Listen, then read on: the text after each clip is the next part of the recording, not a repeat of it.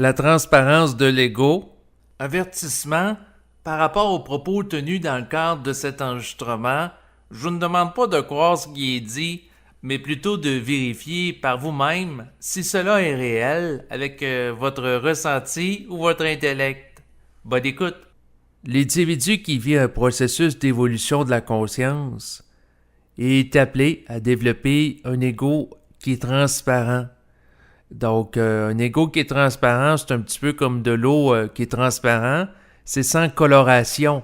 Donc, autrement dit, l'ego qui est transparent, c'est un ego qui n'est pas coloré d'astralité, donc il n'est pas coloré de réflexion, qui n'est pas coloré que ce soit des émotions, de la peur, de la crainte, de la tristesse, de la jalousie, que ce soit des croyances erronées. Donc, l'ego qui est transparent est comparable à une lentille à travers laquelle la lumière peut circuler librement sans qu'il y ait des obstacles et des interférences. Alors que lorsque la lentille est opaque, eh bien, la lumière ne peut pas y traverser facilement. Donc, l'ego doit être comparable à une lentille à travers duquel s'exprime la vibration qui provient du plan mental, sans qu'il y ait des interférences qui proviennent du plan astral qui vont assombrir cette lentille, la rendre opaque, dense, colorée, remplie de mensonges, d'illusions qui vont empêcher à ce que la lumière de l'esprit puisse la pénétrer et traverser et circuler à travers elle. Donc, éventuellement, l'ego est appelé à devenir transparent pour qu'il se produise une libre circulation de l'énergie à travers lui, comme une lentille, sans qu'il y ait des interférences. Et plus que l'énergie circule librement, plus que l'individu a accès à de l'énergie, plus qu'il est vitalisé dans sa vie de tous les jours, et plus qu'il est en mesure d'agir d'une manière consciente en congruence avec l'esprit. La transparence de l'ego amène l'individu, lorsqu'il œuvre en fonction de cette dernière, à être honnête envers lui-même, à regarder les choses en face, au lieu de se mentir, de se raconter des mensonges ou se laisser influencer par des pensées qui proviennent d'entités astrales, qui sont mensongères et qui veulent le colorer. Donc, autrement dit, il regarde les choses en pleine face. Par exemple, ce qui amène la transparence de l'ego, c'est l'ouverture qu'il va avoir à l'égard de son environnement. Donc, si par exemple un individu se trouve dans une salle d'entraînement et que son entraîneur vient le voir et lui dit qu'il ne fait pas correctement un exercice, si l'individu n'est pas transparent, il va dire « Ah, je le fais correctement, il ne se posera pas la question, il ne voudra pas voir, il ne voudra pas observer si l'entraîneur qui dit qu'il ne le fait pas correctement, il n'y aurait pas raison à quelque part. » Donc, autrement dit, il ne prend pas en considération son point de vue. Et généralement, quand les gens ne sont pas transparents, c'est parce qu'ils sont très orgueilleux. Donc, ils vivent dans l'illusion qu'ils ont raison à tout, qu'ils sont tout-puissants, qu'ils ne peuvent pas se tromper, qu'ils sont infaillibles, et ainsi de suite. Donc, autrement dit, l'orgueil de l'ego, c'est la coloration qui l'empêche de s'ouvrir à l'autre. Donc, autrement dit, quelqu'un se fait dire qu'il ne fait pas comme il faut un exercice d'entraînement. Donc, s'il ne s'ouvre pas au point de vue de l'autre, il n'est pas transparent. Donc, il peut prendre le point de vue de l'autre et l'évaluer pour voir si c'est intelligent ce qui lui est dit par l'autre individu. Donc, il observe comment il fait l'exercice.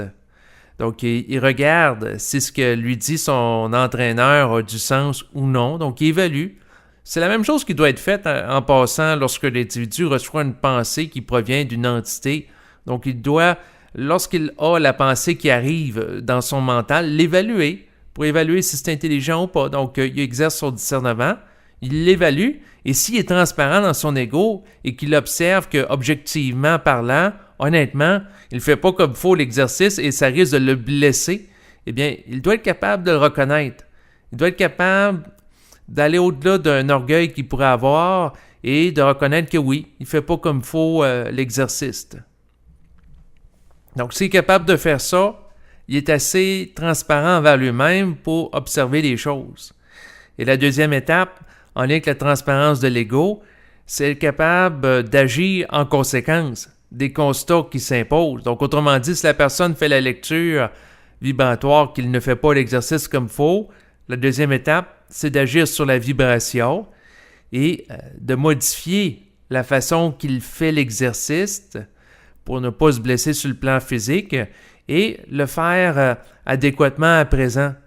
Donc, autrement dit, la transparence de l'ego, c'est la capacité de l'individu à être capable de reconnaître lorsqu'il est dans l'erreur, lorsqu'il a des torts aussi.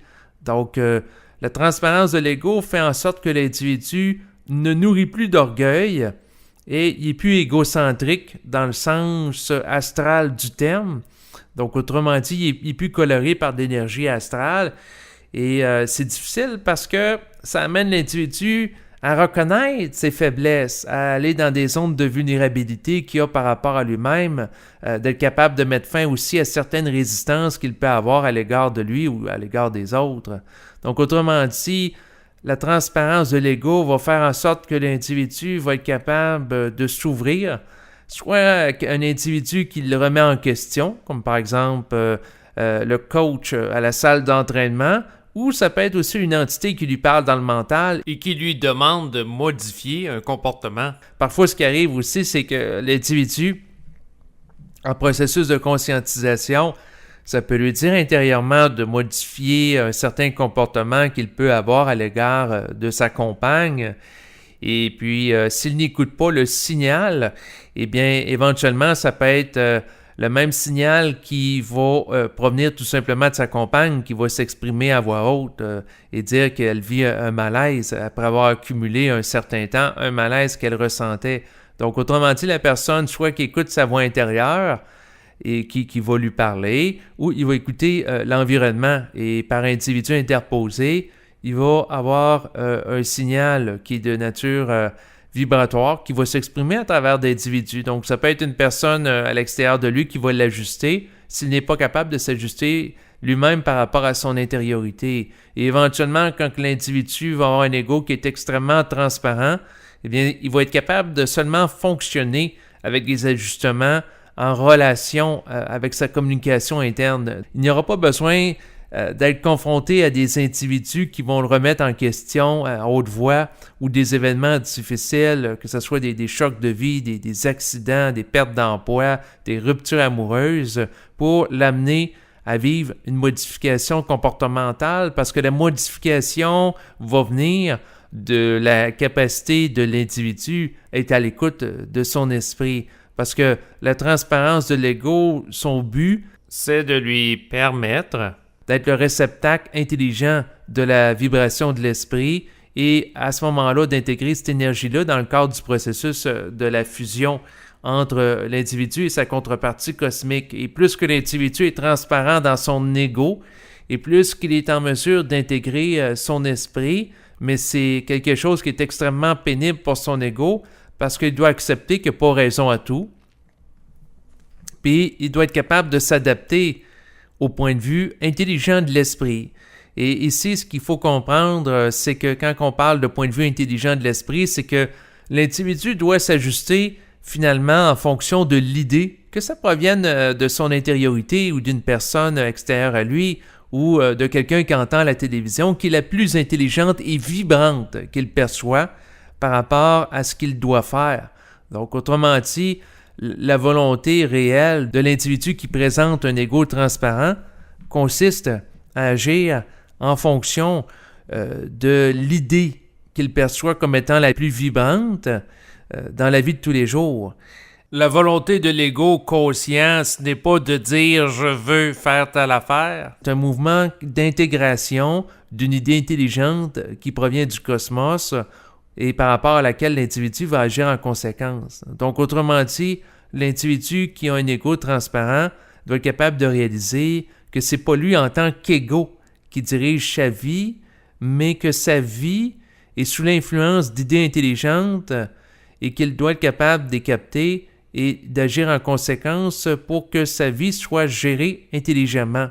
Donc, ça lui demande de faire preuve de discernement, mais ce qu'il doit reconnaître, c'est que l'idée de génie qui peut se manifester à lui ne provient pas de lui, au même titre que l'idée qui est stupide. Donc, autrement dit, l'individu qui a une idée qui est extrêmement créative, géniale, il doit reconnaître qu'elle n'origine pas de lui, donc il ne doit pas chercher à développer un orgueil par rapport à elle, à s'attribuer un mérite qu'il n'a pas, parce que c'est pas l'individu qui pense, mais c'est plutôt lui qui reçoit les pensées de l'invisible, au même titre qu'il ne doit pas se dévaluer ou se sentir coupable ou gêné à cause qu'il a eu une idée qui a émergé dans son mental qui est de nature inintelligente. Donc, autrement dit, peu importe la polarité à laquelle il peut attribuer aux idées qui émergent dans sa conscience ou qui sont acheminés à lui par des individus interposés, il doit être capable d'être libre de la forme, donc d'être objectif dans son mental, donc d'avoir un ego qui est transparent. Et par rapport au mouvement du développement de la transparence d'un ego, habituellement, ça se fait en 2 étapes. La première étape, c'est d'être capable de reconnaître lorsque l'individu manque d'ajustement, d'être ouvert aux critiques constructives, donc une ouverture d'esprit qui doit se faire. Donc, c'est la première étape. Et la deuxième, c'est d'être capable de se mettre en action en conséquence. Parce que quelqu'un peut reconnaître qu'il y a un ajustement à faire, mais s'il ne bouge pas, ça ne sert pas à grand-chose. Cette personne-là, à ce moment-là, demeure un philosophe de la conscience, quelqu'un qui a une grande compréhension théorique du monde de l'esprit, mais qu'il n'y a pas d'application pratique. Donc, autrement dit, si quelqu'un, par exemple, ça lui dit qu'il doit s'entraîner davantage sur le plan physique parce qu'il n'est pas en forme, ou qu'il doit arrêter de fumer la cigarette, et s'il n'agit pas en conséquence, ben à ce moment-là, son état de santé ne s'améliore pas. Donc, autrement dit, la transparence de l'ego passe par la perception vibratoire, donc capacité de percevoir les choses avec objectivité, tasser l'ego, tasser l'orgueil, tasser les résistances, et ensuite d'agir en conséquence. Et d'agir en conséquence, parfois c'est difficile parce que il peut y avoir de la peur qui émerge en l'individu, il peut y avoir des influences, d'idées qui proviennent du plan astral qui cherchent à empêcher l'individu à passer à l'action en vue d'accéder à un état d'énergie supérieur à son état présent. Donc, autrement dit, il y a des entités astrales qui cherchent à influencer négativement l'individu pour ne pas qu'il hausse son taux vibratoire, et c'est à l'individu d'être capable de se détacher de ces influences néfastes en ayant une certaine fermeté dans sa volonté d'agir en fonction des idées qui sont plus vibrantes pour avoir un taux vibratoire qui est en concordance avec ses agissements et ses idées qui le met en relation avec la dimension de sa contrepartie cosmique qui est de nature énergétique et très haute. Lorsque l'individu aura un ego qui est totalement transparent, il sera en mesure de fonctionner dans sa vie de tous les jours sans réfléchir, c'est-à-dire sans qu'il y ait un mouvement d'un orgueil planétaire dans son mental qui l'amène à prendre l'énergie, la trafiquer, la remâcher. Donc, l'individu va pouvoir prendre les choses telles quelles, donc la vibration à l'état brut, sans qu'elle soit filtrée, polarisée, qu'elle soit colorée par des peurs, des craintes, et ainsi de suite. Donc, elle va pouvoir prendre la personne qui va vivre un ego transparent, l'énergie, en l'absorbant directement, sans que cette énergie soit trafiquée par différents éléments qui vont l'abaisser en vibration. En terminant, ce qui peut être mentionné à l'égard de la transparence de l'ego, c'est que tout simplement le meilleur moyen de la développer, c'est d'arrêter de se mentir à soi-même, de se raconter des histoires et d'être honnête envers soi. C'est sûr que ça crée des chocs au début, ça peut amener à vivre des émotions désagréables, ça peut nous amener à ressentir toutes sortes de choses, mais de regarder la réalité en pleine face et d'être capable de la supporter, c'est ce qui permet vraiment d'y voir plus clair par rapport à sa vie.